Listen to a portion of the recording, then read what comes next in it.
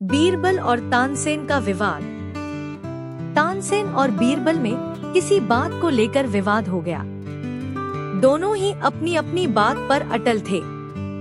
हल निकलता न देख दोनों बादशाह की शरण में गए। बादशाह अकबर को अपने दोनों रत्न प्रिय थे।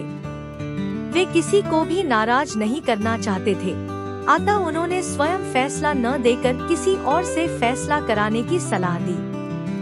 हुजूर, जब आपने किसी और से फैसला कराने को कहा है तो यह भी बता दे कि हम किस गणमान्य व्यक्ति से अपना फैसला करवाएं? बीरबल ने पूछा। तुम लोग महाराणा प्रताप से मिलो। मुझे यकीन है कि वे इस मामले में तुम्हारी मदद जरूर करेंगे। बादशाह अकबर ने जवाब दिया। अकबर की सलाह पर तानसेन और बीरबल महाराणा प्रताप से मिले और अपना अपना पक्ष रखा। दोनों की बातें सुनकर महाराणा प्रताप कुछ सोचने लगे। तभी तानसेन ने मधुर रागिनी सुनानी शुरू कर दी। महाराणा मदहोश होने लगे। जब बीरबल ने देखा कि तानसेन अपनी रागिनी से महाराणा को अपने पक्ष में कर रहा है तो उससे रहा न गया। तुरंत बोला, महाराणा जी, अब मैं आपको एक सच्ची बात बताने जा रहा हूँ। जब हम दोनों आपके पास आ रहे थे तो मैंने पुष्कर जी में जाकर प्रार्थना की थी कि मेरा पक्ष सही होगा तो 100 गाय दान करूँगा। और मियाँ तानसेन जी ने प्रार्थना कर यह मन्नत मांगी कि यदि वह सही होंगे तो 100 गायों की कुर्बानी देंगे। महाराणा जी, अब 100 गायों की जिंदगी आपके हाथों में है।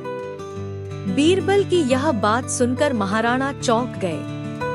भला एक हिंदू शासक होकर गो हत्या के बारे में सोच कैसे सकते थे? उन्होंने तुरंत बीरबल के पक्ष को सही बताया। जब बादशाह अकबर को यह बात पता चली तो वह बहुत हंसे। बीरबल कहाँ मिलेगा?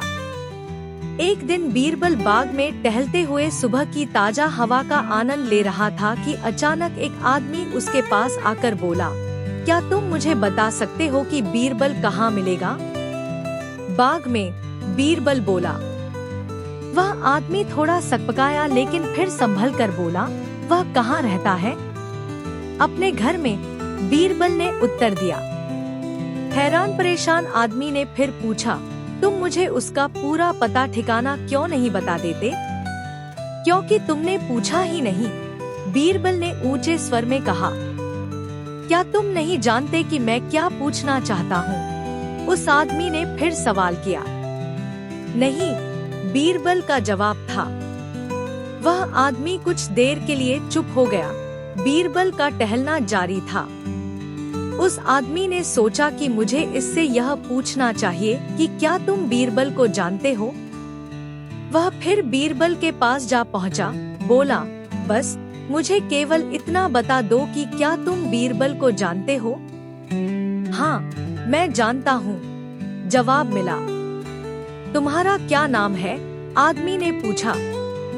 बीरबल ने उत्तर दिया।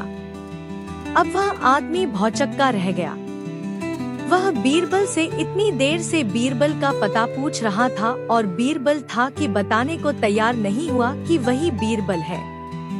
उसके लिए यह बेहद आश्चर्य की बात थी। तुम भी क्या आदमी हो? कहता हुआ वह कुछ नाराज सा लग रहा था।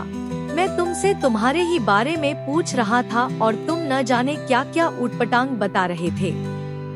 बताओ, तुमने ऐसा क्यों किया? मैंने तुम्हारे सवालों का सीधा सीधा जवाब दिया था, बस। अंततः वह आदमी भी बीरबल की बुद्धि की तीक्ष्णता देख मुस्कुराए बिना न रह सका।